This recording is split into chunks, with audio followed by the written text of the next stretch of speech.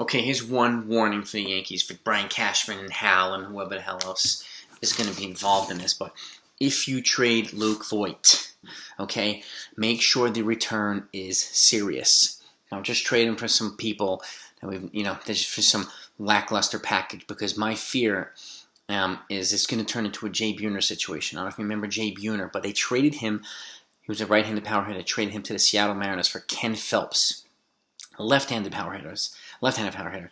And Jay Buhner proceeded to turn into basically freaking Harmon Killebrew over there. Now he was surrounded by a pretty good lineup too, but my fear is that Luke Voit has developed a serious chip on his shoulder, and in a lot of cases it's justified when he's sitting right on the bench in favor of other players who don't have the upside that he has, or aren't really producing that much. And obviously he's been riding the bench more since Rizzo's been here, and the Yankees haven't really found the way to play both of them, and they should. But my fear is they're going to trade him somewhere, and he's going to become a Yankee killer. He's going to, just like Jay Buhner did, after he was traded away, he owned the Yankees over there with Seattle. He absolutely owned them, and that's what I'm afraid is going to happen here. If they move Luke Voit and the package is not good enough, then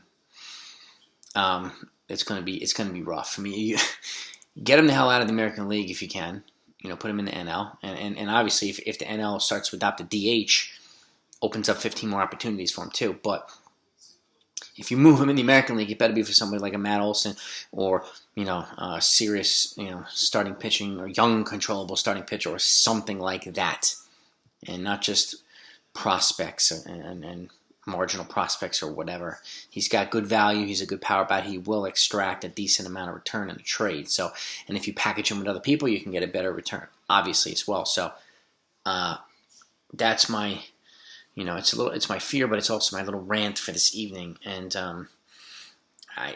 he's got 3 years of cheap control, and he's shown that he's got a chip on his shoulder now. So, and I think he's going to use that, and he's going to make the Yankees suffer with his bat wherever he goes.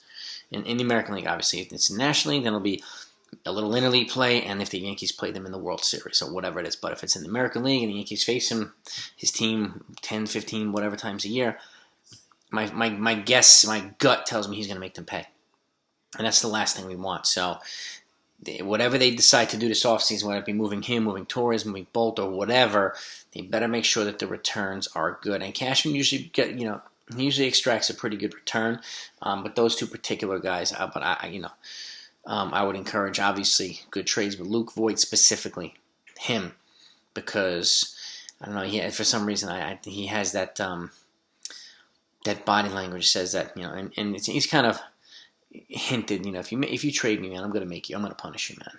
I am going to punish you, and I believe him. And so you guys let me know what you think. I mean, would you move Voit? Where would you move him to? What would you move him for?